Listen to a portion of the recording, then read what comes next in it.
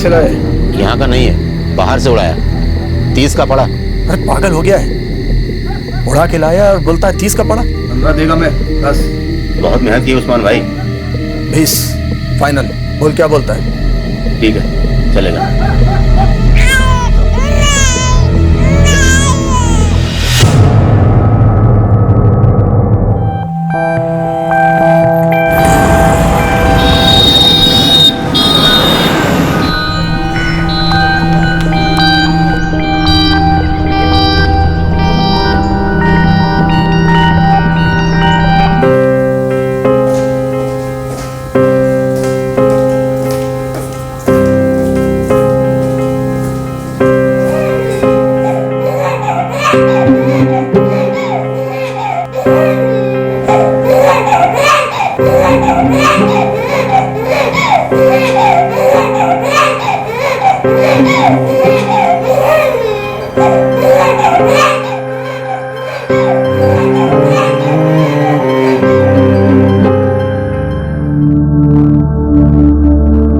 क्या बोलूं स्वाति?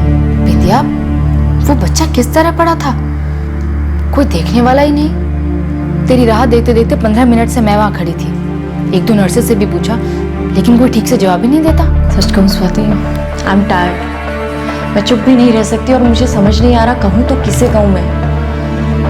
मुझे समझ नहीं आ रहा मैं क्या करूं। किस बारे में? क्या बात है विद्या, बता तो।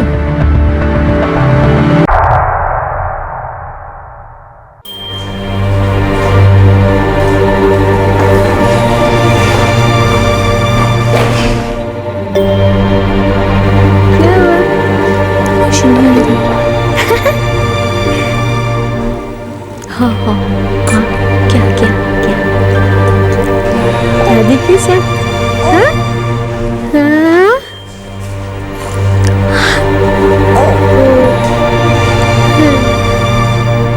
क्या दिख रहा है? सुनो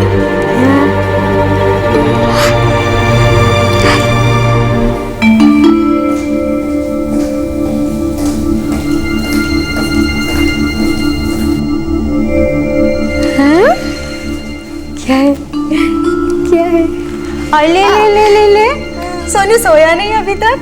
नहीं, दादी को कुछ काम चाहिए ना। खेल रहा है सोनू दादी के साथ, है ना? हाँ? आप थोड़ा थकी हुई लग रही हैं।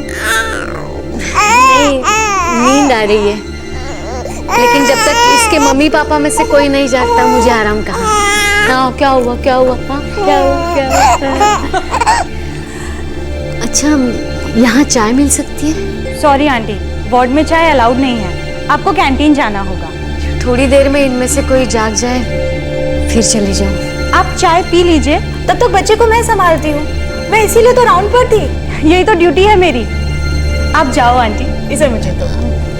मैं बस 5 मिनट, भले ही 10 मिनट लगे, टेंशन की कोई बात नहीं है। ओ बच्चे को तब तक मैं संभालती हूँ। अब भी आती हूँ।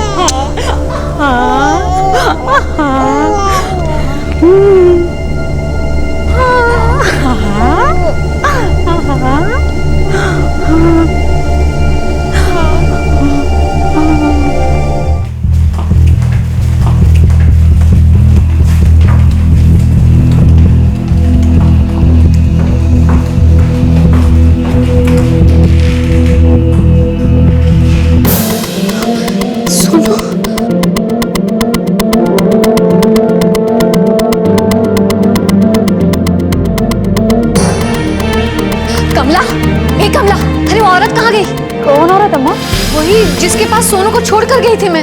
कौन औरत और किसके पास छोड़ा आपने सोनू को? कोई अस्पताल गई थी, बोली मैं बच्चे को संभालती हूँ, आप चाय पी के आ जाइए। लेकिन कहाँ लेके गई वो मेरे सोनू को? पता नहीं कहाँ गई वो औरत। क्या हुआ कमला, क्या हुआ अम्मा? कोई अस्पताल की औरत थी, बोली मैं बच्चे को संभालती हूँ, आप चाय पी के आ जाइए। मैं बस 5 मिनट में वापस आई। मुझे मेरा बच्चा चाहिए। तुमने किसको दे दिया बच्चा?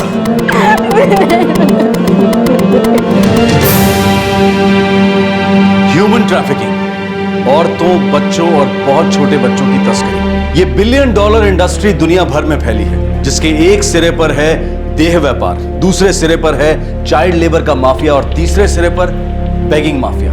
19 दिसंबर 2012, जहां एक तरफ देश भर में दिल्ली गैंगरेप की वारदात पर जन आक्रोश अपनी चरम सीमा पर था, वहीं दूसरी तरफ बेंगलुरु के एक सिटी हॉस्पिटल में एक बार फिर से एक बच्चा चोरी हुआ। जिस तरह से वो बात कर रही थी, मुझे लगा अस्पताल की कोई औरत है। सर हॉस्पिटल में सीसीटीवी लगा है। कितने बरस का था बच्चा? कब पैदा हुआ था? 1 सप्ताह पहले साहब, 12 दिसंबर को।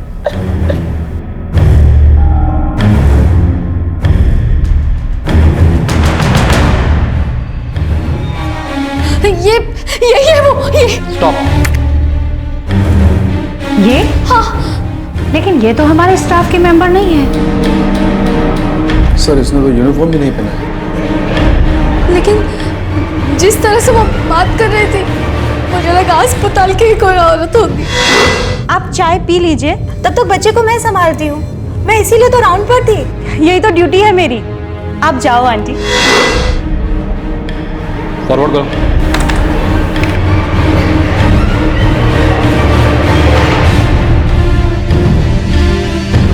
स्टॉप। ये बात तो कंफर्म है, ये औरत बच्चा चुरा नहीं आई।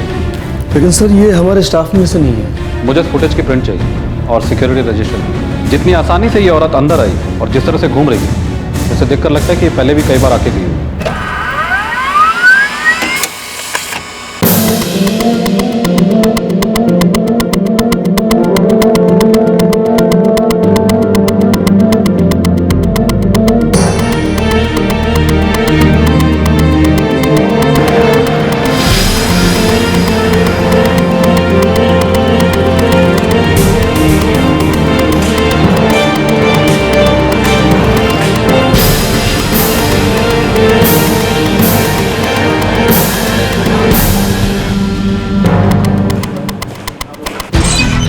सर उस औरत की अभी तक कोई लीड नहीं मिली।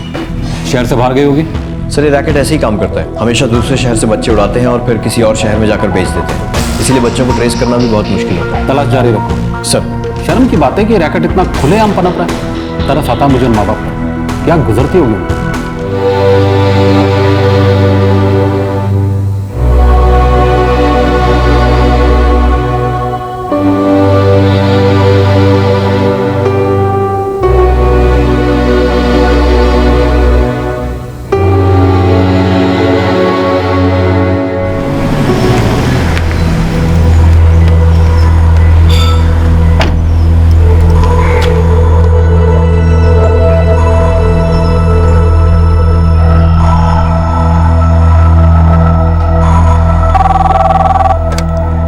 जी, अनीता जायसवाल। यस। आपको बुलाया है। ओके, आगे से ले।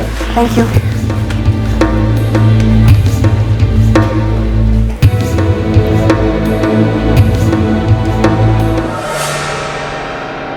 डॉक्टर, मैं एक विधवा हूँ।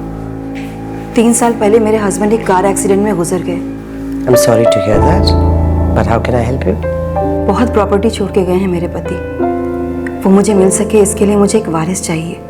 I'm sorry, मैं अब तक समझ नहीं पा रही हूँ कि आप मुझसे क्या चाहती हैं। मैं एक बच्चा गोद लेना चाहती हूँ। देखिए, ये एक मैटरनिटी होम है, कोई अडॉप्शन सेंटर नहीं है। पर डॉक्टर, मैंने तो सुना है यहाँ बच्चे मिलते हैं अडॉप्शन के लिए। तो आपने गलत सुना है। किस बेवकूफ ने कहा आपसे ये? प्लीज डॉक्टर, समझने की कोशिश कीजिए। मैं एक विधवा हूँ। अडॉप्शन सेंटर से मुझे बच्चा नहीं मिल सकता। आपका बहुत बड़ा एहसान होगा मुझ पर। मैं इसके लिए कीमत देने को तैयार हूँ, पर प्लीज डॉक्टर, मुझे एक बच्चा दे दीजिए प्लीज। किसी ने आपको गलत खबर दी है। ये एक मैटरनिटी होम है और यहाँ बच्चे गोद नहीं दिए जाते। मैडम, आप मेरी जरूरत समझेंगी, ऐसा भरोसा है मुझे। मैं समझ सकती हूँ कि आप मुझसे खुलकर बात क्यों नहीं कर रही हैं, पर डॉक्टर प्लीज एक बार मेरे बारे में भी तो सोचिए। अगर आप मेरी हेल्प कर देंगी तो मेरी जिंदगी बन जाएगी। इस कार्ड में मेरा फ़ोन नंबर है। मैं उम्मीद करती हूँ कि आप मुझे फ़ोन करेंगी, मेरी मदद ज़रूर करेंगी। Please doctor.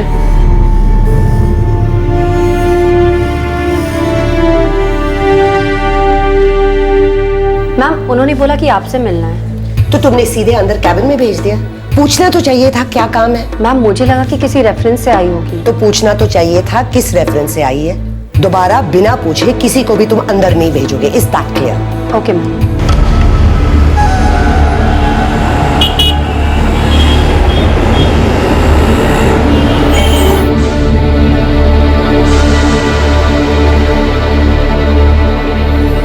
मम्मा अगले महीने से मेरी इंटर्नशिप शुरू हो रही है, सोच रही हूँ कि अपने हॉस्पिटल से ही स्टार्ट करूँ। बिल्कुल नहीं, किसी और हॉस्पिटल से कर लेना। पर क्यों? अपना हॉस्पिटल होते हुए कहीं और क्यों? मेरा बेटे, मामा बिल्कुल ठीक कह रही है। अपने कंफर्ट जोन से बाहर निकलोगे तो एक्सपीरियंस मिलेगा ना। अल्टीमेटली तो तुम्हें मामा को ज्वाइन करना ही है, इसलिए मौका अच्छा है। बाहर जाओ, कुछ एक्सपीरियंस लो अच्छे से। ये औरत अनीता जायसवाल ठीक लगती है, जेन्युइन लगती है। नहीं बेटा, बिना कांटेक्ट के आई है, इसलिए उस पर इतनी जल्दी भरोसा करना ठीक नहीं। टटोल कर देखो।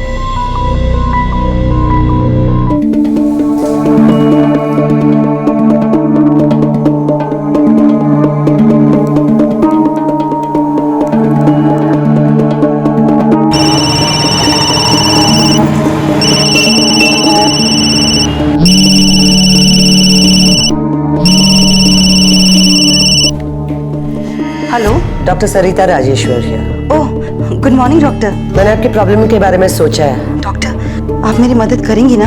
देखिए, एक 7 दिन का बच्चा है, लेकिन प्रॉब्लम यह है कि उसकी माँ नॉर्थ ईस्ट की थी। कभी ना कभी तो पता चल ही जाएगा कि बच्चा आपका नहीं है। सवाल उठेंगे आप पर, सोच लीजिए। बच्चा किसका है, कैसा है, इससे मुझे कोई फर्क नहीं पड़ता। मुझे तो बस एक बच्चा चाहिए। ये बच्चा मुझे अपने पति की प्रॉपर्टी के लिए नहीं, अपने लिए भी चाहिए। मैं माँ नहीं बन सकती ना? ऑल राइट, मुझे थोड़ा टाइम दो, I will get back to you. 6 महीने पहले मई 2012 में इसी बेंगलुरु शहर में एक औरत बच्चा गोद लेने आई थी, या यूं कहें कि बच्चा खरीदने आई थी। शहर की एक प्रतिष्ठित डॉक्टर द्वारा संचालित ये एक जाना माना हॉस्पिटल और मैटरनिटी होम था। बच्चा खरीदने आई औरत को कहीं से तो ये जानकारी मिली होगी कि इस अस्पताल में बच्चे अडॉप्शन के लिए बेचे जाते हैं। एक तरफ हॉस्पिटल में बढ़ती बच्चों की चोरियां और दूसरी तरफ बच्चों को बेचकर पनप रहा अस्पताल। क्या ये दोनों कड़ियां आपस में मिली हुई थी?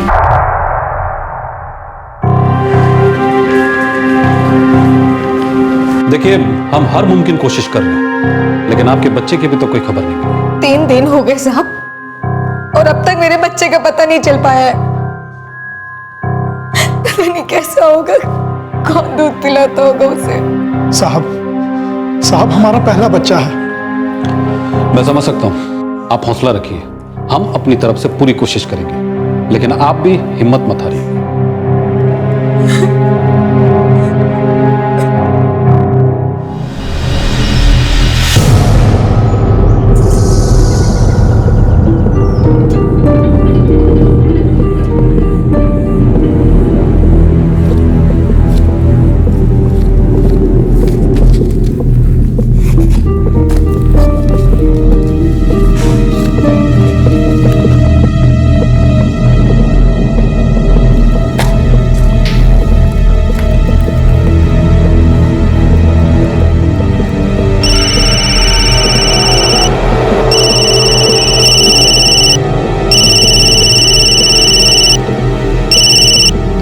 Hello, doctor Sarita Rajeshwar here. Yes doctor. 6 महीने पहले आप बच्चा अडॉप्ट करना चाहती थी ना? Are you still interested?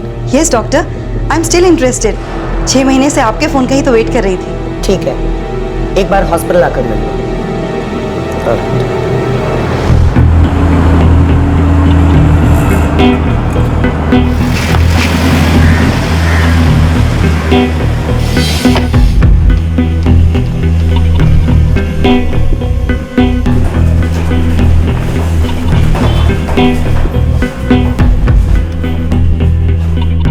लड़का है, न्यू बॉर्न है, 1.5 लाख लगेंगे। 1.5 लाख? डॉक्टर 1.5 लाख तो बहुत ज्यादा है। मैं एक विधवा हूँ, प्रॉपर्टी भी अभी तक नहीं मिली है। एकदम से 1.5 लाख कहाँ से लाऊंगी मैं? तो फिर मैं कुछ नहीं कर सकती। बच्चा दे रही हूँ, वो भी प्रॉपर बर्थ सर्टिफिकेट के साथ। सब कुछ प्रॉपर होगा। जन्म के बाद से बच्चे को हम संभालते हैं और इन सब चीजों के लिए खर्च होता है। आप तो जानती हैं ना मैंने इस बच्चे के लिए कितना वेट किया है। मुझे बस एक बच्चा चाहिए डॉक्टर। आप क्या थोड़ा कम नहीं कर सकती? Please doctor. Don't plead. ठीक है, 1 लाख। डॉक्टर अगर थोड़ा और कम? तो फिर एक काम कर, बच्चे को भूल जा। नहीं डॉक्टर, मैं 1 लाख देने को तैयार हूँ, लेकिन मुझे बच्चा कब तक मिल जाएगा? कल पैसे ले आओ और बच्चा ले जाओ।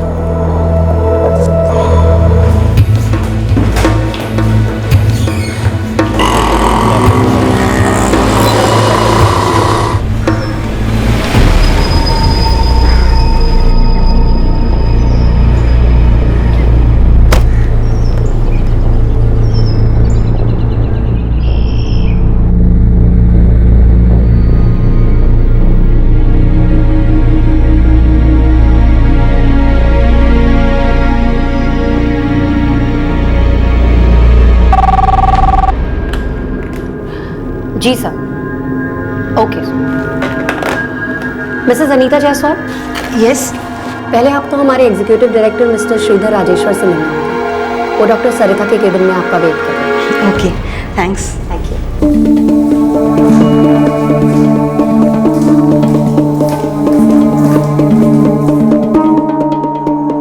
पैसे लाया? जी। लेकिन बच्चा कहाँ है? पहले आप पैसे जमा करा दीजिए, उसके बाद बच्चा आपका।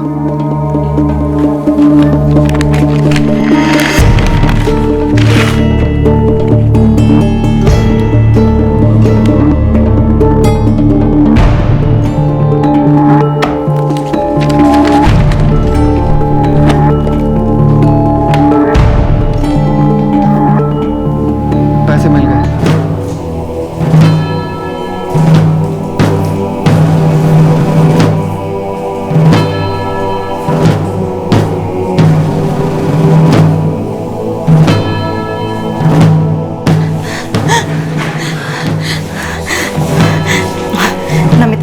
पहले तू इसे अपने हाथों में ले, तू मेरे लिए बहुत लगी रही है। डॉक्टर, ये मेरी छोटी बहन है नमिता। घर में सब इसे बहुत लकी मानते हैं। दीदी पहले ये गुड न्यूज़ अम्मा को तो दे दीजिए। अरे हाँ, मैं तो भूल ही गई। अम्मा सुनेगी तो बहुत खुश होगी।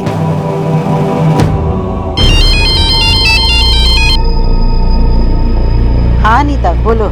हाँ अम्मा, बच्चा मिल गया है, नमिता के पास है। ये तो बहुत अच्छी खबर है। मेरा भी मन कर रहा है बच्चा देखने को।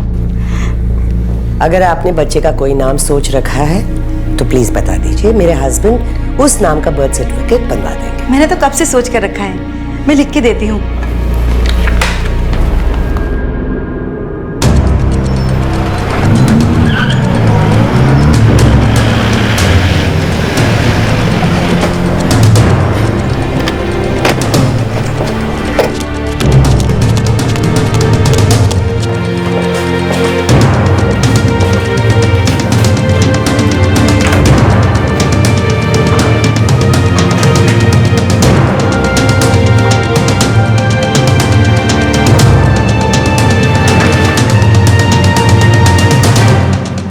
ब्रीफकेस में है सर।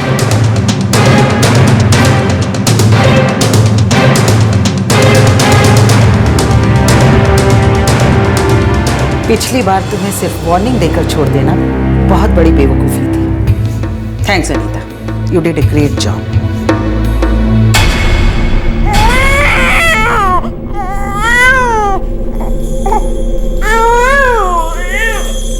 सर, प्लान के मुताबिक बच्चा पहले मेरी गोद में था। इस बार हमारे पास काफी सबूत है। We will present a strong case.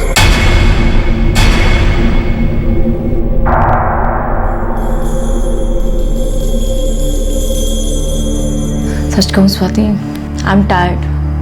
मैं चुप भी नहीं रह सकती और मुझे समझ नहीं आ रहा कहूँ तो किसे कहूँ मैं। किस बारे में? क्या बात है बिंदिया, बता तो। स्वाति, तूने जो बच्चा देखा ना, वो कोई यहाँ पे छोड़ गया है और मुझे भी यही बताया।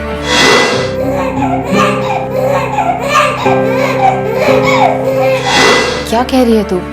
मैं कुछ समझी नहीं। स्वाति, इस हॉस्पिटल में बहुत से इलीगल काम हो रहे हैं, इलीगल ऑपरेशन हो रहे हैं। बच्चों बच्चों की बिक्री हो रही है और भी बहुत कुछ हो रहा है। तूने टॉप अथॉरिटी से बात की? वही तो मुश्किल है। इस हॉस्पिटल की top authority doctor Sarita Rajeshwar है और वही इस हॉस्पिटल की ऑनर भी। वो और उनकी फैमिली मिलकर ही ये सब इल्लीगल बिजनेस कर रही है। लेकिन बिंदिया ये सब गलत है, तुम्हें रोकना चाहिए ये सब। कैसे? मेरे पास कोई सबूत ही नहीं है। अगर वो डॉक्टर इस सब में इन्वॉल्व है तो इसका मतलब समझ रही हो तुम? जो बच्चे यहाँ से बेचे गए हैं वो ह्यूमन ट्रैफिकिंग के शिकार हो सकते हैं। ये सब एक रैकेट है, हमें ये सब रोकना चाहिए। पर मैं क्या कर सकती हूँ? बोल, चुप मत रहे। एक बात तो तय है बिंदिया, मैं चुप नहीं रहूंगी। ये क्या बकवास है? डॉक्टर बिंदिया, किसी और को इन्फॉर्म करने से पहले एक बार मुझसे तो बात करनी चाहिए थी ना, ताकि किसी को कुछ पता न चले, उससे पहले ही आप बच्चा बेच सके। एक्सक्यूज मी मैम, आप इस तरह मुझ पर इल्जाम नहीं लगा सकते। एक कपल आए थे जो इस बच्चे को छोड़ गए, दिया गया नाम एड्रेस सब कुछ गलत था। मैंने सिर्फ इंसानियत के नाते इस बच्चे को संभाला है और वैसे भी मैं आपको इन्फॉर्म करने ही वाली थी। कब? बच्चा बेच देने के बाद? 2 साल पहले एक आम नागरिक स्वाति ने इस अस्पताल में एक बच्चे को दयनीय अवस्था में देखा और उसने ये बात अपनी एक दोस्त को बताई जो उस अस्पताल में बतौर डॉक्टर काम कर रही थी। और जब उसने अपनी डॉक्टर दोस्त से उस अस्पताल में चल रही गैर कानूनी गतिविधियों के बारे में सुना तो उसे सुनकर बहुत धक्का लगा। संवेदनशील, सतर्क और सचेत स्वाति ने तुरंत संबंधित अधिकारियों को सूचित किया और उस बच्चे को बचाकर चाइल्ड वेलफेयर होम को सौंप दिया। डॉक्टर सरिता राजेश्वर और उसके हॉस्पिटल को सिर्फ हिदायत देकर छोड़ दिया गया क्योंकि उनके खिलाफ कोई सबूत हाथ नहीं लग पाए। लेकिन 1 साल बाद स्वाति, मैंने वो हॉस्पिटल छोड़ दिया है, पर वहाँ अभी भी वो सारे इलीगल काम हो रहे हैं। I know that for sure. बच्चे अभी भी बेचे जाते हैं। पिछली बार वेलफेयर एसोसिएशन ने उसे एक वार्निंग देकर छोड़ दिया था क्योंकि कोई सबूत ही हाथ नहीं लगा। सबूत हाथ लगता भी तो क्या होता? डॉक्टर सरिता बहुत पावरफुल है और उनके पति राजेश्वर की पहुंच बहुत ऊपर तक है। पर इसका मतलब ये तो नहीं ना कि कोई ये रैकेट रोक नहीं सकता। ये सब एक जुर्म है बिंदिया और हमें इसे रोकना चाहिए। आई नो, जो मैं कर सकती थी मैंने किया। सोचा तुझे बता दूं। अब तू ही बता, इस रैकेट को कैसे रोक सकती हूँ? स्वाति, मुझे मेरे चैनल से बात करनी होगी। कुछ भी कर अनीता, हमें ये सब रोकना होगा। ये इतना आसान नहीं होगा, बड़े लोग इन्वॉल्व होंगे इसमें, well connected, it's very risky. तो नारायण, सब कुछ जानते हुए हम लोग चुपचाप तो नहीं बैठ सकते ना। ये सब गलत है और हमारी भी तो कोई जिम्मेदारी बनती है। Swati is right Narayan. स्वाति, अच्छा हुआ जो तुमने मुझे बताया। मैं आज ही अपने चैनल हेड से बात करती हूँ। हो सकता है वो इस पर स्टिंग ऑपरेशन करना चाहे।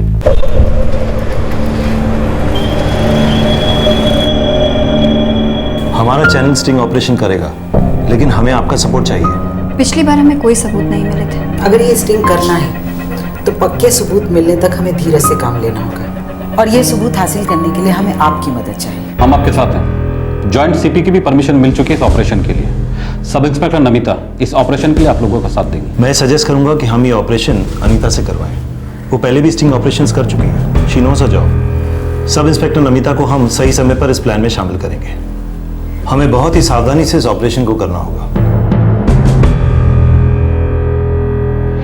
मई 2012 में शुरू हुआ यह स्टिंग ऑपरेशन दिसंबर 2012 तक चला और आखिर कामयाब हुआ। जिस दिन यह स्टिंग ऑपरेशन अपने अंतिम चरण पर था, अनीता ने नमिता को भी अपने साथ लिया था और सबसे पहले बच्चा भी नमिता के ही हाथ में सौंपा गया था। यह एक सोचा समझा प्लान था ताकि नमिता को भी गवाह बनाया जा सके। दिए गए 1 लाख रुपए पर भी निशान बनाए गए थे ताकि उन रुपयों को भी सबूत के तौर पर इस्तेमाल किया जा सके।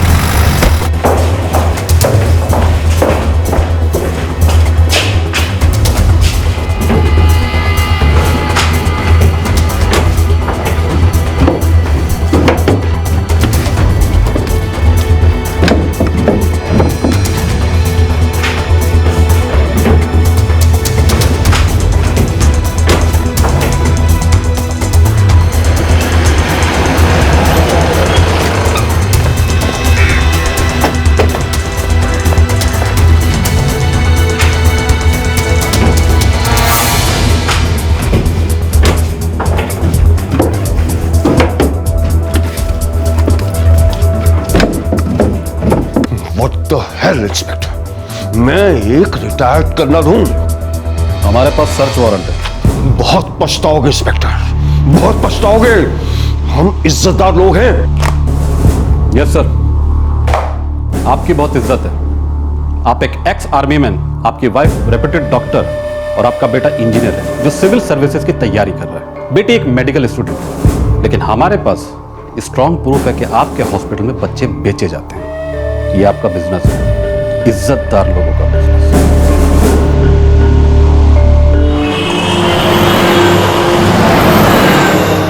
कमला, वो कह रहे थे कि शायद बच्चा हमारा ही है। भगवान करे कि हमारा ही हो। बहुत दिन हो गए सोनू को देखे।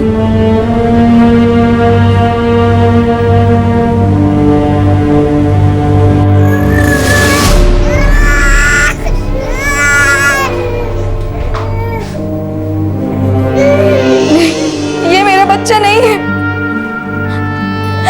मैडम, ये मेरा बच्चा नहीं है। मैं पहचानती हूँ अपने बच्चे को। एक हफ्ते गोद में खिलाया उसे। ये मेरा बच्चा नहीं है।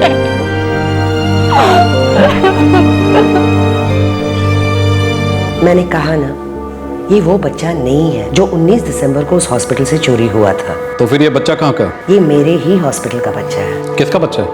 हमें तो आपके हॉस्पिटल से कोई रिकॉर्ड नहीं मिला। मेरे पास इसके पेरेंट्स के डिटेल्स नहीं है। वो बहुत गरीब थे और डिलीवरी के बाद लौटकर नहीं आए। शायद वो बच्चा पाल नहीं सकते थे, इसलिए वहीं छोड़ गए। इससे पहले और कितने बच्चे बेचे तुमने? मैम बरसों से बच्चे बेच रही है सर। कितने बच्चे बेचे अब तक? इस बारे में मुझे कुछ नहीं पता, पर शायद 4 या 5 होंगे सर। मतलब तुम्हें पता था कि हॉस्पिटल में क्या चलता था? सर मैं वहाँ बस एक रिसेप्शनिस्ट हूँ। तुम इस क्राइम में भागीदार भी हो। इस पे इलीगल क्या है? ये बच्चे अनवांटेड हैं और मैं इन्हें अच्छे रिस्पॉन्सिबल पेरेंट्स को दे रही हूँ। It's pretty much like adoption. आपके पास कोई रिकॉर्ड नहीं है कि बच्चे के बायोलॉजिकल माता पिता कौन है। ये रिकॉर्ड भी नहीं है कि आपने बच्चे किसे बेचे, और आप इसे अडॉप्शन कहती हैं? मैडम, अडॉप्शन का एक लीगल प्रोसीजर होता है जिसमें बच्चे बेचे नहीं जाते हैं। पढ़ी लिखी है, इतना तो समझ सकती है ना। मेरी वाइफ एक ह्यूमन सर्विस कर रही है। जिन बच्चों का कोई नहीं होता, कुछ नहीं होता, उनका फ्यूचर सिक्योर कर रही है वो। आपकी पत्नी लोकल मेडिकल एसोसिएशन में रजिस्टर्ड भी नहीं है। आप बच्चों का नहीं अपना फ्यूचर बना रहे हैं। बच्चे बेचकर पैसा कमा रहे हैं आप लोग। एक मिनट मैडम, बच्चे की डिलीवरी से लेकर उसका मेंटेनेंस, उसके लिए फॉस्टर पेरेंट्स मिलने तक उसकी देखभाल करना, ये सब मुफ्त में नहीं होता है। एडॉप्शन सेंटर चलाने का कोई लाइसेंस है आपके हॉस्पिटल के पास? मिस्टर राजेश्वर, आप एक रिटायर्ड फौजी हैं। रूल्स की अहमियत आपको पता होनी चाहिए। हम ना ही उन बच्चों को ट्रेस कर पा रहे हैं जो आपके यहाँ से बिके हैं, और ना ही उन पेरेंट्स का अता पता है जिन्होंने आपके यहाँ से बच्चे अडॉप्ट किए हैं। आपको नहीं लगता कि जो बच्चे आपने बेचे हैं उनमें से कुछ को इलीगल कामों के लिए खरीदा गया हो? ये ह्यूमन ट्रैफिकिंग नहीं तो और क्या है? You all are bloody criminals. और जिन माँ बाप को बच्चे नहीं चाहिए वो सीधे आपके ही हॉस्पिटल में कैसे आ जाते हैं? Can you explain? हमारे हॉस्पिटल के पास एक बिल्डिंग है जहाँ पेइंग गेस्ट अकोमोडेशन है। वहाँ वो औरतें आती हैं जो सिंगल होती हैं और वो चाहती नहीं कि अपने प्रेगनेंसी के बारे में किसी और को पता चले। वो बच्चा गिरवाने आती है। मतलब वो आपकी शरण में आ जाते हैं डिलीवरी या अबॉर्शन के लिए। फिर आपके दिमाग में एक ब्रिलियंट आइडिया आता है कि बच्चों को गिराने से बेहतर है बच्चों को बेचकर पैसा बनाया जाए।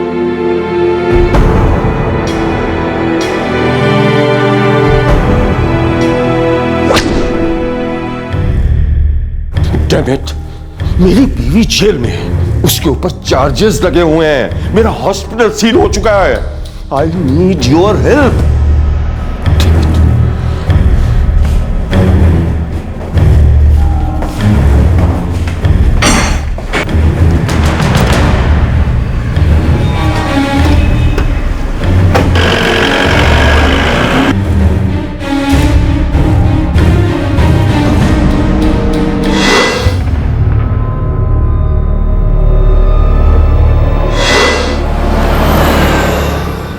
भगवान करे उस बच्चे को उसके माँ बाप मिल जाए, वो सही सलामत अपने घर पहुंच जाए।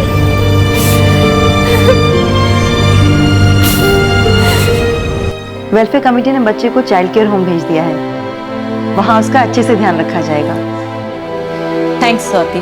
अगर तुम मुझे हिम्मत नहीं देती तो शायद मैं कभी अपना मुंह नहीं खोल पाती। बस भगवान करे कि डॉक्टर सरिता ने जिस किसी को भी बच्चे बेचे हैं वो अच्छे लोग निकले। कितने अफसोस की बात है, इंसान ही इंसान को बेचने का कारोबार कर रहा है। चैन की नींद कैसे सो पाते होंगे ये लोग? कैसे अपनी आत्मा को चुप करा देते हैं?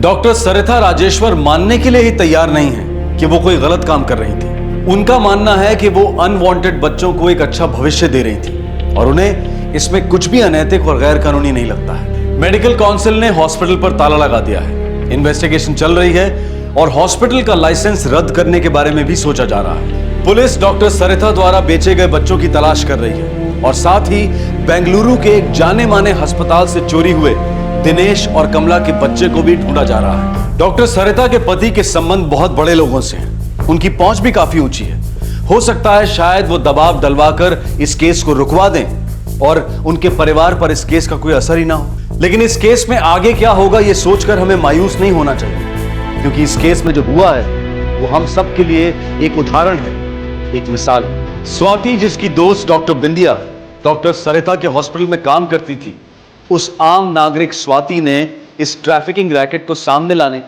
उसे खत्म करने के लिए भरपूर कोशिश की। डॉक्टर बिंदिया, जो हॉस्पिटल में चल रहे गलत कामों को देखकर बेचैन थी, उसने स्वाति का साथ दिया और जुर्म को मिटाने के लिए ठोस कदम उठाए। अनीता जायसवाल, जो कि एक टेलीविजन जर्नलिस्ट है, उसने स्टिंग ऑपरेशन करके इस रैकेट के खिलाफ सबूत इकट्ठा करने का काम किया। वेलफेयर कमेटी ने भी अपनी जिम्मेदारी समझी और इस स्टिंग ऑपरेशन में उनका साथ दिया। पुलिस फोर्स से इन सबको पूरा सहयोग मिला। एक आम नागरिक, एक मीडिया प्रोफेशनल, एक मेडिकल प्रोफेशनल, एक वेलफेयर ऑर्गेनाइजेशन और एक लॉ एनफोर्सिंग अथॉरिटी, इन सब ने एकजुट होकर इस जुर्म को रोका। यह एक जीती जागती मिसाल है जो हम सब के लिए प्रेरणा बन सकती है। यह प्रमाण है इस बात का कि अगर जो गलत हो रहा है उसे रोकने की हम ठान लें, अपनी अपनी क्षमता के साथ अपना अपना कर्तव्य जिम्मेदारी के साथ निभाएं, तो सब कुछ संभव उन लोगों को रोकना संभव है जो हमारे बीच रहकर गलत काम कर रहे हैं, जो इस सोच में जीते हैं कि इस दुनिया में हर चीज, हर इंसान बिकाऊ। जिनके पास पावर है, पैसा है, वो ये सोचते हैं कि वो अपने खिलाफ उठती हर आवाज को चुप करा सकते, खरीद सकते, क्योंकि वो ये मानते हैं कि आम आदमी तो अपनी जिंदगी की जद्दोजहद में ही व्यस्त रहता। वो मानते हैं कि वक्त के साथ हर केस पर धूल जम जाती है। वो मानते हैं कि आम आदमी सब कुछ भूलकर आगे बढ़ जाता है। लेकिन ताकत के नशे में चूर इन मगरूर लोगों को यह याद दिलाना बहुत जरूरी है कि आम आदमी आगे बढ़ता जरूर है, लेकिन वो सब कुछ भुला दे, ये जरूरी नहीं है। हमारे आज के एपिसोड की दूसरी कहानी।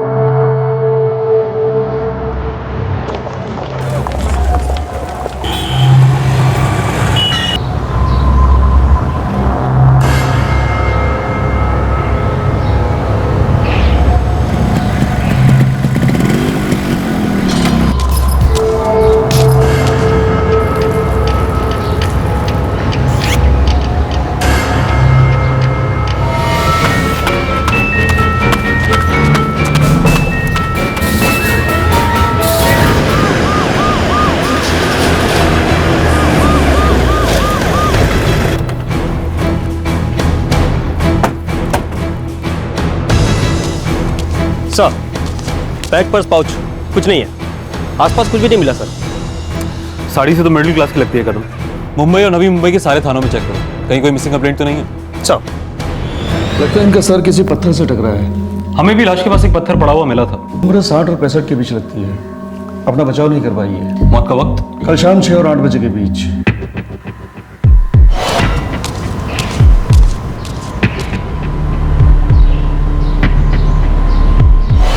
इनकी बॉडी हमें एक अंडर कंस्ट्रक्शन बिल्डिंग के पास मिली।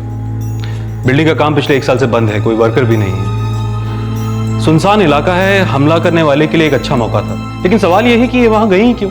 या हो सकता है कि कोई इन्हें वहां लेकर गया। बॉडी पर से कुछ भी नहीं मिला, अंगूठी, गहने, कोई भी कीमती चीज नहीं। हमें भी मर्डर स्पॉट से बैग वगैरह कुछ भी नहीं मिला। सर, मुंबई और नवी मुंबई कहीं भी इस औरत से मेल खाती कोई मिसिंग कंप्लेंट नहीं है सर। बुजुर्ग औरत थी, शायद आगे पीछे कोई हो ही ना, और अगर कोई है भी तो उसे उनके होने या ना होने से कोई फर्क नहीं पड़ता। आसपास के इलाके में पोस्टर लगा के देखते हैं, शायद कोई सामने है। ठीक है, देखते हैं 1-2 दिन, अगर कुछ हाथ नहीं लगा तो फिर कुछ और सोचेंगे। सब एक 60-65 साल की बुजुर्ग महिला कोपर खैरने इलाके में मृत पाई गई। किसी ने उनकी लाश को देखा और पुलिस को इन्फॉर्म किया। साफ तौर पर यह कत्ल का मामला था, लेकिन मृतक की पहचान नहीं हो पाई थी और ना ही मुंबई में और ना ही नवी मुंबई में कोई मिसिंग कंप्लेंट दर्ज हुई थी। क्या इस बुजुर्ग महिला का अंतिम संस्कार एक अनजान लाश के तौर पर कर दिया जाएगा, या फिर पुलिस पता लगा पाएगी कि वो औरत कौन थी?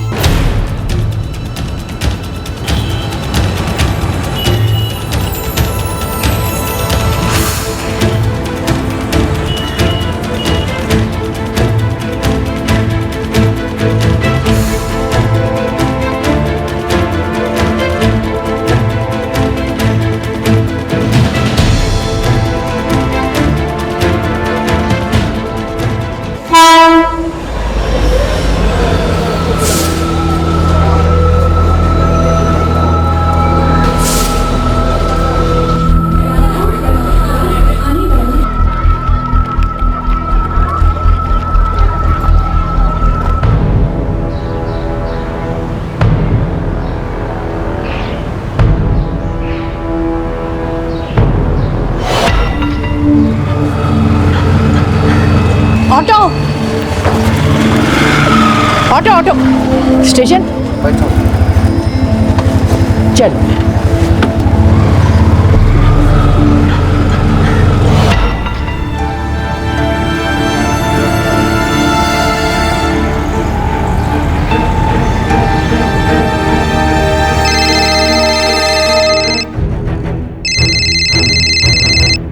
हेलो, कोपर खैरने पुलिस स्टेशन। साहब मैं वो कुर्ला स्टेशन के बाहर बूढ़ी औरत का पोस्टर देखा। आप जानते हो उसे? जानता तो नहीं हूँ साहब, लेकिन इतना जरूर मालूम है कि वो नेहरू नगर में रहती थी। उधर से 2-3 बार मेरे साथ शेयरिंग रिक्शा में बैठी है। आपका नाम? साहब मंदार। Thank you Mandar.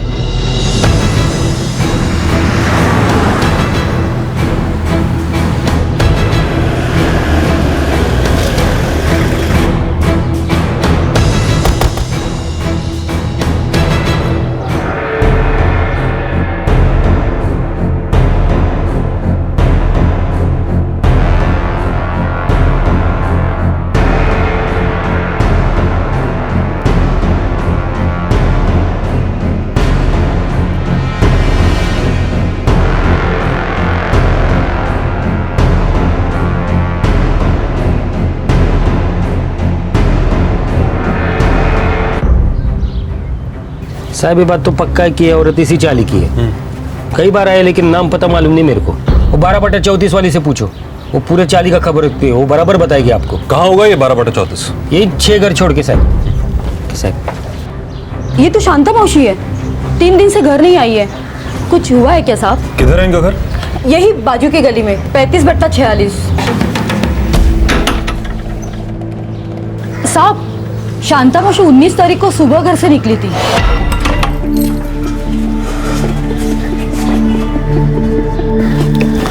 अरे शांता मौसी कशी आहेस? मैं ठीक हूँ, चल येते।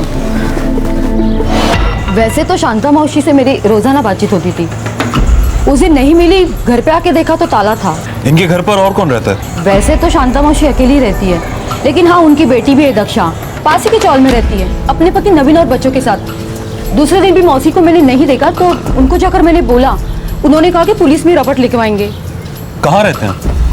आखिरकार उस बुजुर्ग औरत की पहचान हुई, उनके घर का पता भी चला और यह भी पता चला कि उनकी एक बेटी और दामाद भी हैं जो उनके गुम होने की कंप्लेंट लिखवाने वाले थे। लेकिन मुंबई के किसी भी पुलिस स्टेशन से कोपर खैराने पुलिस को मिसिंग की कोई इंफॉर्मेशन नहीं मिली। क्या शांताबाई की मिसिंग कंप्लेंट वाकई दर्ज हुई थी?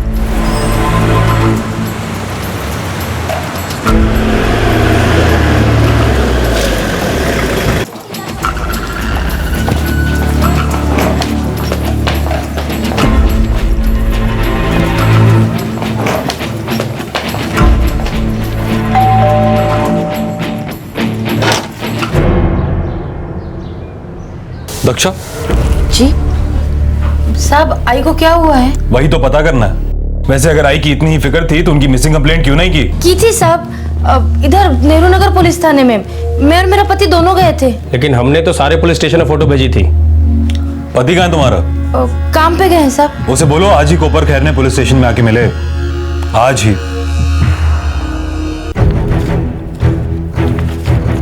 हाँ, 21 सितंबर रात 9 बजे ये दक्षा और नवीन फटके ने मिसिंग कंप्लेंट कराया था। शांताबाई रामटे के मदर ऑफ दक्षा फटके, रेजिडेंट ऑफ 35/46 शिवाजी चौल, नेहरू नगर। लेकिन हमने ये फोटो भेजा था मिसिंग कंप्लेंट से क्रॉस चेक करने के लिए। क्या इन लोगों ने कोई फोटो नहीं दिया कंप्लेंट के साथ? इन लोगों ने जो फोटो दिया वो आपके दिए इस फोटो से कभी मैच नहीं होता। मतलब? आप ही देखिए।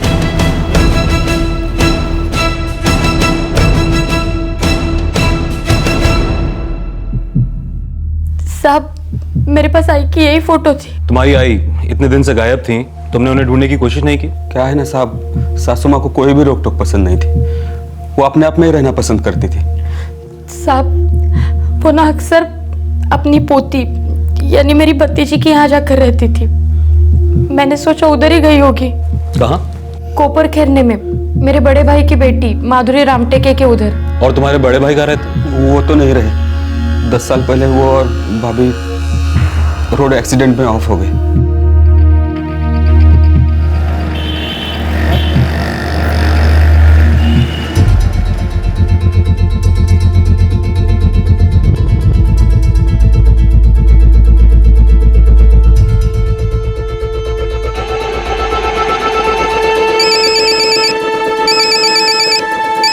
शीतल, हाँ फोन देखना है सर। हाँ, एक्सक्यूज मी। हेलो माधुरी, पुलिस स्टेशन से फोन है।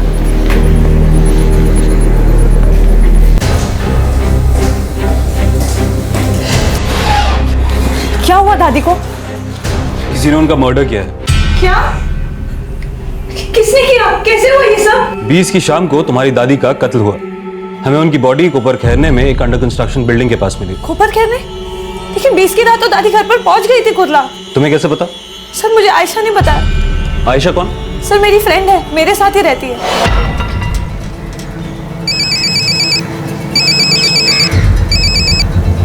हाँ आयशा। हाँ माधुरी, अच्छा सुन, दादी के पैसे बैंक में जमा करवा दिए हैं, ओके? और उनको थाने से कुर्ला की ट्रेन में भी बिठा दिया है। Thank you so much Ayesha. अरे थैंक यू की क्या बात है यार। अच्छा सुन, अभी कुछ दिन मैं घर नहीं आऊंगी, नासिक जा रही हूँ। क्यों ऐसे अचानक? नहीं, कुछ सीरियस नहीं है, बस वो मुझे थोड़ा काम है, कुछ दिनों में लौट आऊंगी। हाँ अच्छा, अभी मैं रखती हूँ, फोन की बैटरी लो हो रही है। ओके अच्छा ठीक है, चल bye. Okay bye. Sir, Ayesha ने मुझे बताया था कि उसने दादी को बिठा दिया था ट्रेन में कुर्ला के लिए। आयशा का नंबर है? जी सर, है 444567878। ये पैसे का क्या चक्कर है? सर, उस दिन दादी आई थी मेरे घर पर कोपर खैरने में, करीबन 10 बजे के आसपास।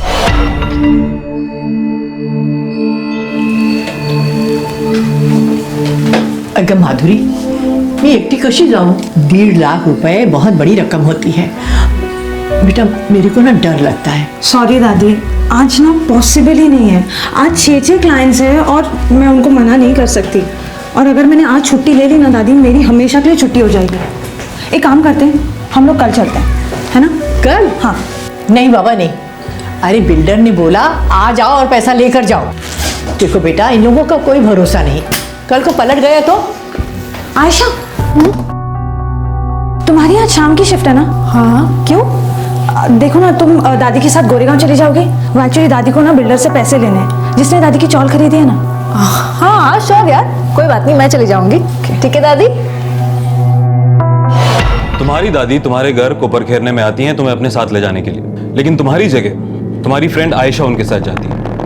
फिर आयशा शाम को फोन करके तुम्हें बताती है कि उसने दादी को कुर्ला के लिए ट्रेन में बिठा दिया, मगर दादी घर नहीं पहुंचती।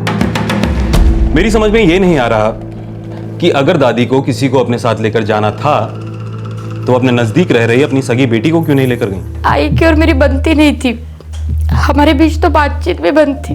क्यों? बस नहीं बनती थी। अपनी सगी माँ से? सर, मेरे मम्मी पापा गुजर जाने के बाद दादी और मैं बहुत करीब आ गए थे और दक्षा बुआ को लगता था कि दादी उनके बच्चों से ज़्यादा मुझसे प्यार करती है। बस यही दादी और दक्षा बुआ के बीच में मेन प्रॉब्लम थी। सर आयशा का फोन तो स्विच ऑफ आ रहा है। तुम्हारी दादी का अकाउंट कौन से बैंक में? Sir new people's bank. और ये आयशा नासिक में कहाँ गई होगी? सर उसकी कजिन वहाँ पे रहती है, शायद वहीं पे गई होगी। उसकी कजिन का नंबर है तुम्हारे पास?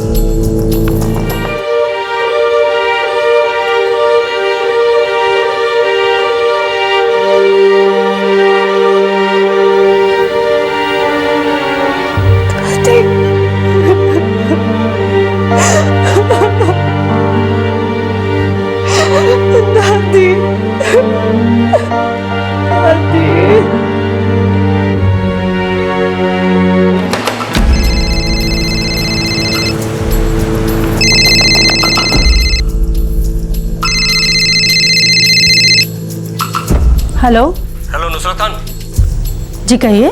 कोपर खैराना पुलिस स्टेशन से पीएसआई कदम बोल रहा हूँ। आयशा है? आयशा जी वो तो यहाँ नहीं है। क्यों, क्या हुआ है? वो 20 तारीख की रात को आपके यहाँ नहीं आई? जी नहीं, मैं तो उससे पिछले 4 महीने से नहीं मिली।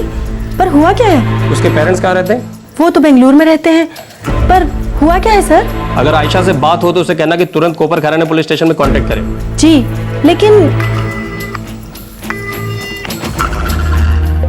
जी नहीं, हमें इनके बॉडी पर कुछ भी नहीं मिला। नहीं सर, दादी सोने के कंगन, चेन और इयरिंग हमेशा पहने ही रहती थी। पर जब हमें इनकी बॉडी मिली उस पर कोई भी गहने नहीं थे।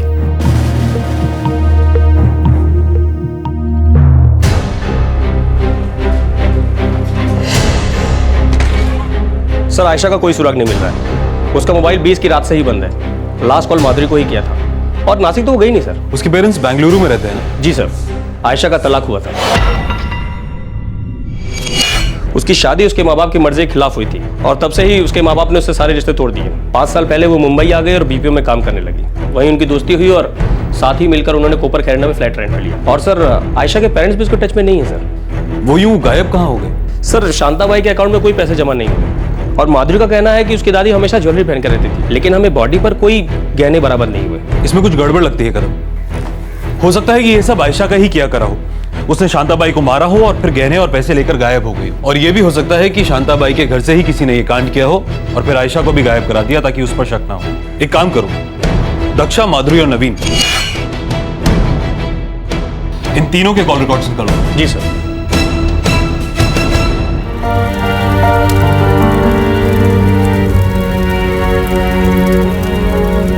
उस बुजुर्ग औरत का अंतिम संस्कार एक अनजान लाश की तरह से नहीं हुआ। वो थी नेहरू नगर कुर्ला की रहने वाली शांताबाई रामटेके, जो उस मनूस दिन मार दी गई जिस दिन वो स्लम रीडेवलपमेंट करने वाले बिल्डर से पैसा लेने गई हुई थी। शांताबाई ने जो पैसे कलेक्ट किए थे वो गायब थे। शांताबाई ने जो गहने पहने थे वो गायब थे। और तो और शांताबाई के साथ गई माधुरी की रूममेट आयशा, वो भी गायब थी।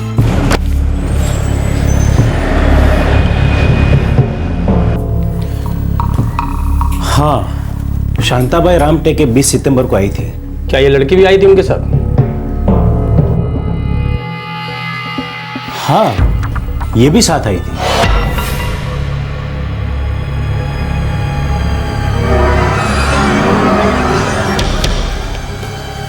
गिन लो बेटा, ये ना। इनफैक्ट इसी लड़की ने रुपए गिने थे।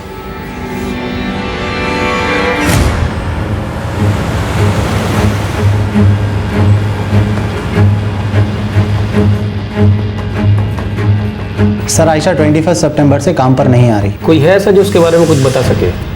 उसका कोई करीबी दोस्त? आयशा के यहाँ सबसे फ्रेंडशिप है। 1 साल से यहाँ काम कर रही है, एकदम बिंदास आउटगोइंग लड़की है, काफ़ी शौकीन भी है। मतलब? जैसे ड्रिंकिंग एंड स्मोकिंग करना, खर्चा भी बहुत करती थी। काफ़ी दिनों से रिपोर्ट नहीं किया तो यहाँ मैंने सबसे पूछा, लेकिन किसी को भी उसके बारे में कोई खबर नहीं। आपके द्वारा डायल किया गया नंबर फिलहाल स्विच ऑफ है। The number you have dialed is currently switched off.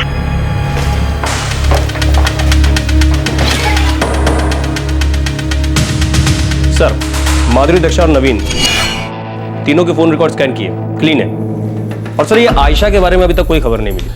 कदम कहीं ऐसा तो नहीं कि हमारा ध्यान भटकाने के लिए आयशा की कहानी बनाई गई है? आखिर कोई ऐसे गायब कैसे हो सकता है? सर, इन्फॉर्मर्स को ज्वेलरी के पीछे लगाया है। ज्वेलरी चोरी हुई है, कभी न कभी कहीं ना कहीं बिकेगी जरूर।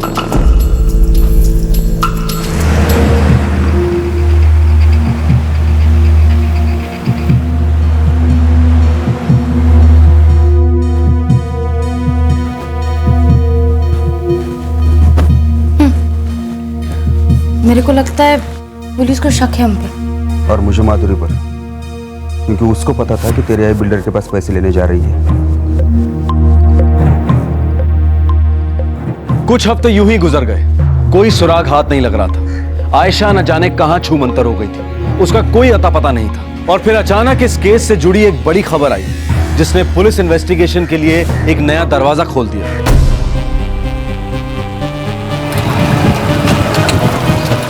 साहब, बेलापुर में एक ज्वेलरी शॉप है। आगे बोलो। साहब, 22 सितंबर को उस दुकान पर कुछ ज्वेलरी बिकी थी। सब सोने का सामान है, कान के झुमके, बाली, चूड़ियाँ। साहब, मैं तो कहता हूँ एक बार चेक कर लो आप। हो सकता है उसी औरत का हो जिसके बारे में आपने मुझे बताया था। दुकान का नाम? कौन लाया था ये? साहब वो एक लड़का और एक लड़की थी। नाम तो पूछा नहीं होगा आपने? नहीं साहब, नाम तो नहीं पूछा था। इन दोनों में से कोई थी? ये तो पता नहीं साहब, लड़की बुरके में थी। मेरे पास सीसीटीवी फुटेज है। निकालिए। जी सर, ये मेरी दादी की ज्वेलरी है। तुम्हारी दादी की हत्या के 2 दिन बाद 22 सितंबर को बेची गई। नहीं सर, मुझे नहीं लगता आयशा ऐसा करेगी। सर, 1 साल के ऊपर हो गया है और हम बहुत अच्छे दोस्त हैं और वो भी दादी से बहुत अटैच थी सर।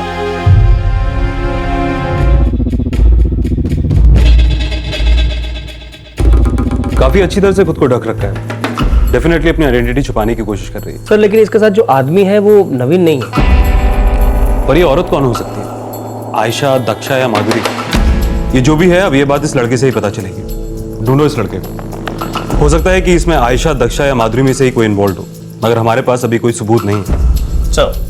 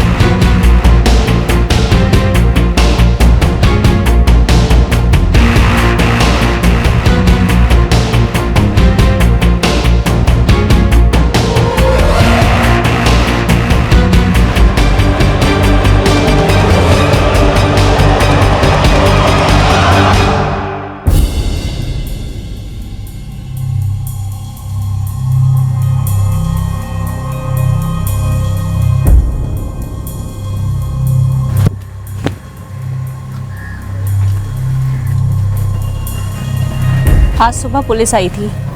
क्या पूछ रही थी? तुम्हारे बारे में पूछ रही थी और पूछ रही थी तुम्हारा कोई बॉयफ्रेंड है या नहीं।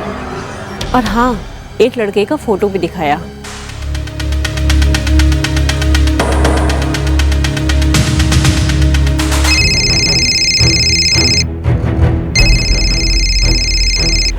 हाँ कादिर बोल।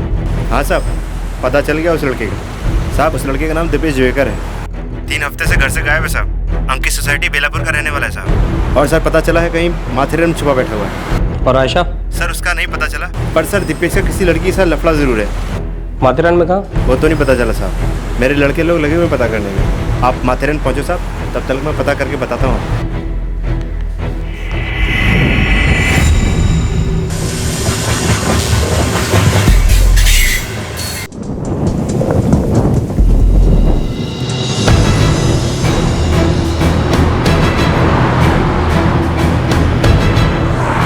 सर, हंसराज कॉटेज में छिपा बैठा है।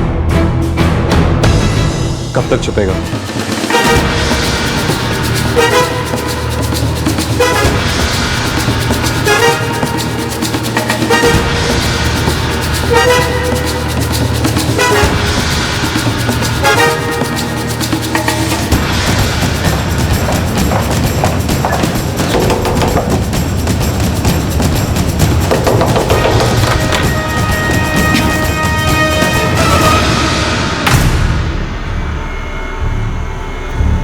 कौन है दीपेश? तू बता कौन है ये? अरे कौन? वेलकम। हमें तो शक होने लगा था कि कहीं माधुरी तो हमें बेवकूफ नहीं बना रही, मगर मैं गलत था।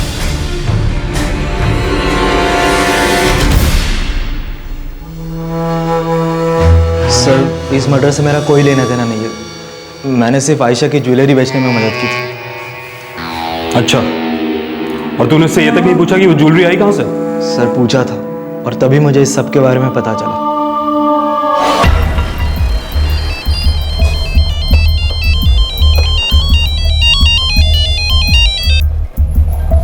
हाँ आयशा, बोलो। दीपेश, मिलना है अर्जेंटली। क्यों, क्या हुआ? तुम वाशी स्टेशन के पास पहुंचो, फिर बताती हूँ सब। ठीक है, पहुंचता हूँ।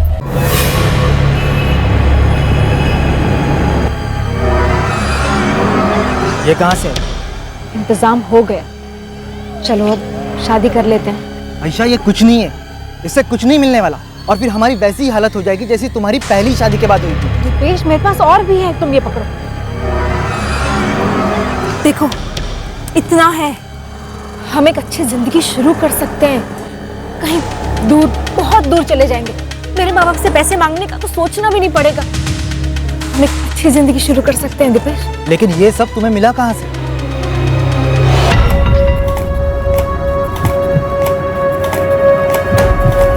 पूरे 1.5 लाख है दादी। माँ जी, बस 2 महीने का वक्त दीजिए और मैं नई कॉलोनी में अलॉटमेंट करा दूंगा। एकदम बढ़िया घर। आपका बहुत बहुत धन्यवाद। अच्छा हुआ आयशा, तू मेरे साथ आ गई, नहीं तो पता नहीं क्या होता। अरे दादी, कैसी बात करते हो?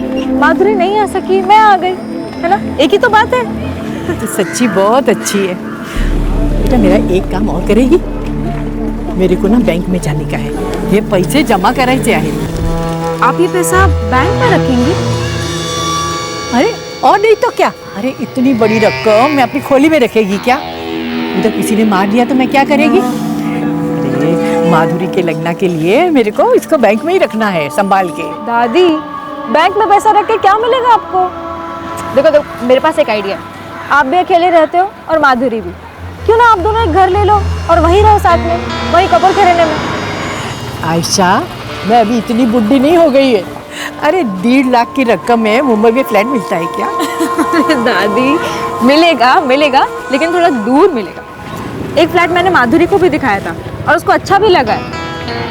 सच बोल रही हूँ दादी, आप एक बार देख लो, आपको बहुत अच्छा लगेगा। ठीक है बेटा, बाद में देख लेंगे। बाद में नहीं, आज ही देख लो। देखो, नेक काम में ना देरी नहीं करनी चाहिए। पैसे आपके हाथ में है, आज देख के खत्म करो। और आज रात आप हमारे साथ रुक जाओ, कल मैं आपको कुर्ला की ट्रेन में बिठा दूंगी। तो क्या तुमने उस बुढ़िया को खत्म कर दिया? अपनी दोस्त की दादी को मार डाला? इमोशनल मत बनो बेवकूफ। ये सोचो कि जिस जिंदगी के हम सपने देखा करते थे वो अब हम शुरू कर सकते हैं। दादी तो मुझे और माधुरी को एक जैसा ही मानती थी। माधुरी की नहीं सही तो मेरी जिंदगी तो शुरू हो सकती है ना। ठीक है, मैं ये गहने बेचने का इंतजाम करता हूँ। सर सच कहता हूँ, मेरा इस मर्डर में कोई हाथ नहीं। मैंने सिर्फ आयशा की ज्वेलरी बेचने में मदद की थी। अच्छा, तुझे सब पता था फिर भी तू इसकी मदद करता रहा, निकल पड़ा इसके साथ एक नई जिंदगी शुरू करने। और तुम, उस औरत ने तुम पर विश्वास किया था, तुम्हारी दोस्त माधुरी ने भी तुम पर विश्वास किया था। सर, विश्वास तो मैंने भी किसी पे किया था, शादी की थी, लेकिन उसे सिर्फ मेरे माँ बाप के पैसे से ही मतलब था। रोज मारता पीटता था, घर से बाहर निकाल दिया जब मेरे माँ बाप से पैसे नहीं निकलवा सका। मेरे माँ बाप ने तक मुझसे रिश्ता तोड़ दिया, इसलिए क्योंकि मैंने उनकी मर्जी के खिलाफ जाके शादी की थी। आप बताइए, उस विश्वास का क्या जो मैंने इन लोगों पे किया था? लेकिन तुम्हारे साथ जो हुआ उसमें उस बुजुर्ग औरत की क्या गलती थी? तुम्हारी दोस्त माधुरी की क्या गलती थी?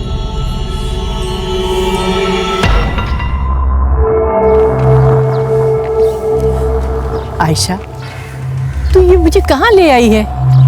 क्या दिखाने वाली है यहाँ? दादी, आप मेरे साथ चलो तो सही, यहाँ पे एक बहुत अच्छा फ्लैट है।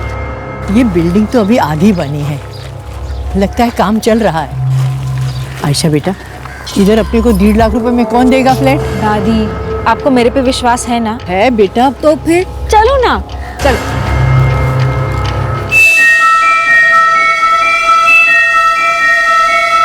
अच्छा ये तू कैसा मजाक कर रही है मेरे साथ? कहाँ लेकर आ गई मेरे को? सॉरी दादी, मैं मजाक नहीं कर रही। क्या? दादी ये जो पैसे आपके पास है ना, उससे मेरी लाइफ बन जाएगी। ये तू कैसी बातें कर रही है? ये पैसे मुझे चाहिए दादी। नहीं, ये पैसे मैं नहीं दूंगी। ये मजाक करना बंद कर दे। मैं एकदम सीरियस हूँ दादी।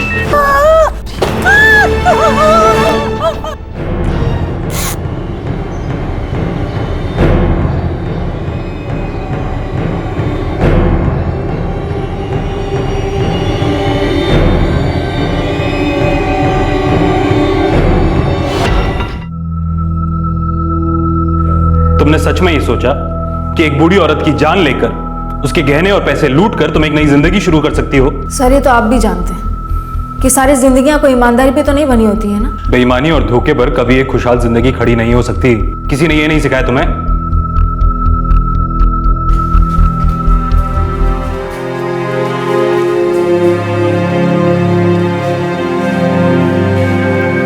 आयशा, तुमने ऐसा क्यों किया? तुम मेरे लिए मेरी बड़ी बहन जैसी थी ना आयशा। तुम सब जानती थी। मैं 10 साल की थी आयशा जब से मेरी दादी ने मुझे पाला। आयशा मेरी मम्मी पापा भी नहीं है। दादी सिर्फ मेरे लिए ही जिंदा थी और वो तुम्हें भी अपना बच्चा मानती थी। ऐसा तुमने क्यों किया आयशा?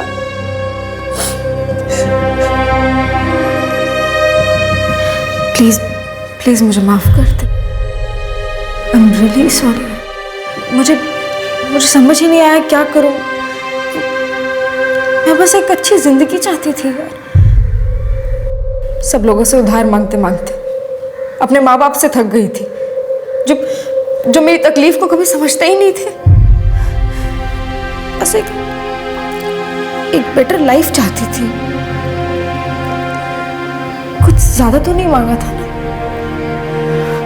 बस कोई रास्ता ही नहीं मिला। आयशा के खिलाफ आईपीसी की दफा 302 के तहत चार्जेस लगे हैं और आयशा के बॉयफ्रेंड पर आईपीसी की दफा 204 के तहत सबूत मिटाने का आरोप है। वो अभी बेल पर बाहर है। माधुरी तो लगभग बिखर चुकी थी। दादी ही उसका सब कुछ थी। वो तो उस दिन का इंतजार कर रही थी जब वो इतना कमा पाएगी कि अपनी दादी को अपने साथ रख सके। आयशा के माता पिता ने उनकी मर्जी के खिलाफ एक ऐसे आदमी से शादी करने के लिए उसे कभी माफ नहीं किया जिस आदमी ने आयशा को बहुत सताया था, यातनाएं दी थी। आखिरकार आयशा को उससे भी दूर होना पड़ा। उसे नौकरी मिली, लेकिन जिस तरह की अच्छी जिंदगी वो जीना चाहती थी उसके लिए उसकी कमाई हमेशा कम पड़ी। उसे एक लड़के से प्यार हो गया, लेकिन उसने भी उसके इस ख्याल को मजबूत ही किया कि एक अच्छी जिंदगी गुजारने के लिए बहुत कुछ चाहिए होता है। कुछ हफ्ते पहले दिसंबर 2012 के आखिर में चेन्नई में एक ऑटो रिक्शा ड्राइवर और उसके 2 दोस्तों ने एक बुजुर्ग औरत को मारकर उसके गहने लूट लिए। इन तीनों को अपने सपने, अपनी इच्छाएं पूरी करने के लिए पैसों की जरूरत थी। हर दूसरे दिन कोई ना कोई कत्ल होता है जहां आरोपी एक अच्छी जिंदगी की चाह किसी की जान लेकर उसे लूटकर पूरी करना चाहता है। कितनी खतरनाक और अचंभे की बात है कि कुछ लोग ऐसा भी सोचते हैं कि वो अपनी जिंदगी बना सकते हैं किसी दूसरे की जिंदगी खत्म करके, उसे लूट कर। ऐसा क्या है जो लोगों को ये सब करने के लिए प्रेरित करता है? माना कि सभी जिंदगियां सादगी और ईमानदारी की बुनियाद पर नहीं खड़ी हैं, लेकिन ये भी तो एक बहुत बड़ी सच्चाई है ना कि कोई भी जिंदगी धोखेबाजी, बेईमानी और जुर्म के सहारे नहीं फल फूल सकती। आपसे फिर मुलाकात होगी क्राइम पेट्रोल दस्तक में एक और नए केस के साथ। तब तक अपना ख्याल रखें, सुरक्षित रहें और याद रखें कि आप किसी दूसरे की जिंदगी खत्म करके कभी भी अपने लिए खुशियां और अच्छी जिंदगी नहीं खरीद सकते हैं। जय हिंद। इस तरह के और भी एपिसोड देखने के लिए हमारे चैनल को सब्सक्राइब करें और बेल आइकन दबाना ना भूलें।